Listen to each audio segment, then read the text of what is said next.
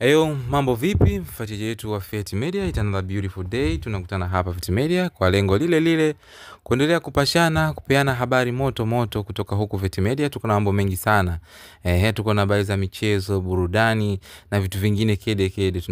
Tunahakikisha tunaletea hapa Fet Media. Lakini pia kwa watu ambao mnapenda mambo fulani ya kuhusu jamii, basi usisite kufuatilia mikasa yetu mbalimbali. Kuna ya kujifunza huko, kuna ya kutoa ushauri pia. Kuna vitu vingi sana ambavyo unavipata huko Fet Media. So hakikisha tu unafuatilia hayo yote. Kwa ambaye kusubscribe, turn on notification. Vile vile unaweza kashare na rafiki yako au anybody apate kujua chimbo la kijanja kabisa ambako unajipatia mahabari moto moto on time. Imagine habari moto moto afu ndani ya muda. Kwa hiyo hakikisha upitwi na chochote kutoka kwetu. Kama kuna lolote pia kuna session ya comment pale, basi unatukomentia pale chochote kitu ambacho unaona hiki kiko katika mada husika. So usicomment tu kwa sababu tu mradi umeambiwa comment tu ambacho kinahusiana na jambo ambalo tumekusogezea au ushauri au chochote kile ambacho unaona kabisa uvunji sheria fulani fulani. Anyway, ndani leo niko na mwenzangu atakwenda kujitambulisha, anaenda kujitambulisha anaitwa nani, then tutaendelea. Msibanduke, msicheze mbali, kuna big news ambayo nimewasogezeni kwa siku hii ya leo. Ndugu yangu, habari gani? Safi tu. Wema kabisa. Kwema, namshukuru Mungu. Ndio kama kijana wa Tanzania ambaye uko over 18, pengine umejiandaaje na uchaguzi ambao uko mbele yetu? Maana mwezi wa 10 sio mbali, ni miezi kadhaa tu tumebakiza. Kwa upendo wangu mimi nasubiria tuone kampeni zinaendaje. Unataka kutuhakikisha kwamba pia utapita kusikiliza sera za wagombea katika chama mbalimbali ili upate kujua yupi ni yupi ambaye atakufaa. Kama au pengine ushaweka tayari, mimi najua hapa straight naenda kumpigia mtu fulani wa chama fulani. Kama kijana wa Tanzania inabidi lazima nione, nishawishike, nijue kiongozi yupi sahihi, kiongozi yupi sio sahihi. Kwa hiyo lazima niwe na hudhuria hivyo vitu, nione sera zake. Pengine wewe unachotaka kuangalia ni sera au kuna vitu vyako mwenyewe tu unakaa ukasema huyu kweli anafaa. Kwa sababu pia umetokana na watu wanaongea vitu afu mwisho wa siku wakichaguliwa hamna chamana chochote ambacho wanakifanya, promises zao zinakuwa zimeishia hapo, kukutana tena mpaka masuala ya kampeni. Unajua kwenye swala la uongozi bora, kiongozi bora anajulikana tu. Hata kama akileta sera zake kwa kumwangalia na kuona mienendo yake jinsi inavyoenda, utajua tu huyu kiongozi bora, huyu si kiongozi bora.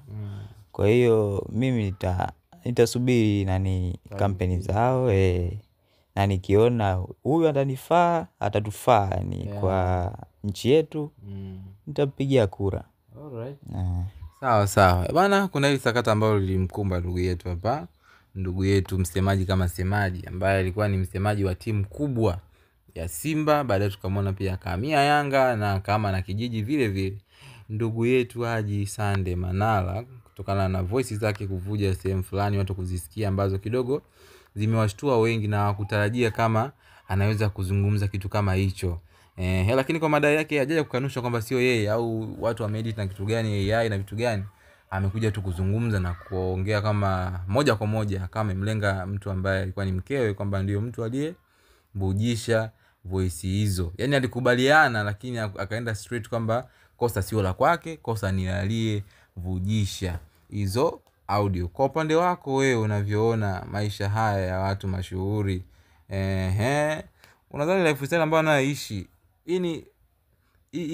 inatakiwa kuishi? Sababu pia alikuwa amemwamini kwamba tuko as family hapa, naweza nikazungumza lolote wakati wowote na hakuna mtu ambaye anaweza kasikia, kama kuwatolea shiti mabosi wake na vitu vingine, wasanii na nini. Unadhani wanapaswa kuishi vipi yani? Kwa sababu pia ni superstar, haijalishi hata kama ukiwa umeoa, pengine wanapaswa kuchukua yani sijui utakuwa hatua gani muhimu katika hata mahusiano yao ambao wanakuwa wanaingia. Kwa upendo wangu mimi ninavyoona, hata kama tuseme Haji Manara ameongelea vibaya mtu fulani au nini, lakini kama wanavyosema family first. Unajua yani mke wake kufanya tendo hilo, sawa, Haji Manara labda alikuwa amekosea, lakini kufanya tendo la kuvujisha yani na ashiria kabisa moja kwa moja kwamba hawaelewani. Na hiyo imetokea baada tu siku kadhaa kwao kuachana. Lakini pia ukifuatilia katika posti za Bibi Zaiylissa, naye anakana kwamba mimi nilikuwa siku niko busy na wageni kuwahudumia, kwa hiyo time ya kurekodi nilikuwa sina, na msinihusishe na masuala kwamba kuniattack kwamba mimi ndo nimefanya hilo jambo. Lakini straight moja kwa moja pia kutokana na tukio ambalo lishawahi kutokea, yeye mwenyewe huyo pia wakati anaachanaga na Dula Makabila akawa amevujisha like a video Dula analia kama mtoto mdogo na nini, vitu kama hivyo. Kwa watu wakaja connect dot na kuona pengine anachozungumza Manara yuko sahihi, au pia pengine anachozungumza Manara ni kutaka kuficha aibu yake na kumtupia lawama mtu fulani. Unalionaje swala kama hili? Mtu anakuwa anaangalia background history yako na iliyotokea, basi wanakuwa na kumix humo. Kwa hilo hizo ni suspicion. Lakini inabidi tuangalie walikuwa wanaongea wangapi. Ukisikiza mavoice unaona kama kulikuwa na crew ya watu kama friends nini wamekusanyika siku na nini, na ukifuatilia vizuri ni kama walikuwa watu wa kudadisi sana. Let's say wanaweka mada fulani hivi, wewe hivi yule unamuonaje? Kwa hiyo anakuwa anafunguka. Kama walikuwa watu wengi, si nzuri sana kumwisia mtu mmoja. Si nzuri sana kumwisia mtu mmoja hata kama alishawahi kufanya hilo tendo zamani. Lakini huwezi jua nani anakusnitch pale. Kwa hilo sijajua sasa inakuwaje hapo, lakini si vizuri kumwisia mtu kama walikuwa watu wengi.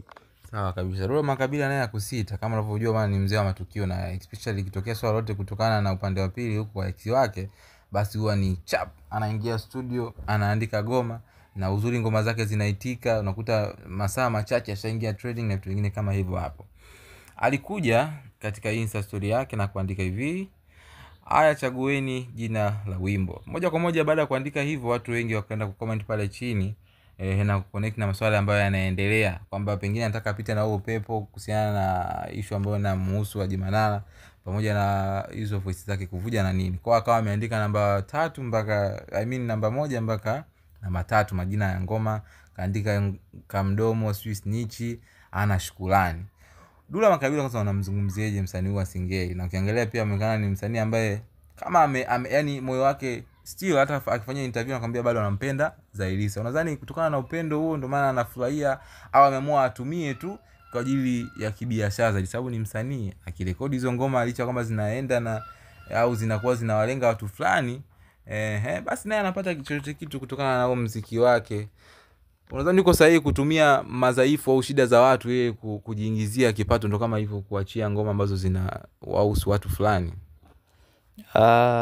Navyoona mimi hapo sio sahihi bwana. Unajua kutumia udhaifu wa mtu ili kujipatia kipato, hiyo inakuwa sio nzuri kabisa, kwa sababu haiwezi katengeneza hata mahusiano mazuri na mtu baina ya mtu. Kwa hilo swala lilifanya sio sahihi kwa upande wangu mimi. Pengine huoni sababu kubwa ni kwamba inayomuuma zaidi ni yeye, kwa sababu inavyoonekana Dula Makabila aliachwa na wewe mwanamke ambaye alimpenda sana. Kwa hivyo anavyofanya kama ni kutaka tu kuleta kama visasi fulani, au anasherekea wao kuachana, maybe anaweza kupata nafasi nyingine tena ya kuwa na wewe mwanamke. Dula Makabila sijajua nia yake bado sijajua nia yake vizuri, kwa sababu kufanya hivyo yani kuachia ngoma kwa sababu ya labda mikasa fulani, sijajua bado nia yake. Lakini nia kubwa tunayoona mtu kufanya hivyo, kama tunavyoona ni dunia yetu inavyoenda hivi, yani mtu mkiachana lazima mnatupiana vijembe. Kwa labda nia yake ndio hiyo, kufurahia maumivu ya nani, ya ex wake. Okay, mimi nikushukuru sana kwa time yako. Hopefully kwa wale kwa wanatufuatilia pia wameenjoy kile kitu ambacho umezungumza zaidi kuhusiana na mada ambayo tulikuwa tumewasogezea siku hii ya leo. Lakini vile vile nikumbushe ndugu yangu ambaye pengine ndo mara yako ya kwanza kabisa Unakutana na Feti Media. Hakikisha tu umebonyeza hiyo button nyekundu iliyoandikwa subscribe, lakini sogea pale mbele kidogo kwenye alama ya kengele, iruhusu pale iwe on, ili kwa chochote basi upate taarifa zetu chap kwa haraka na mambo yazidi kuwa mazuri kabisa. Asante sana, mpaka wakati mwingine, bye bye.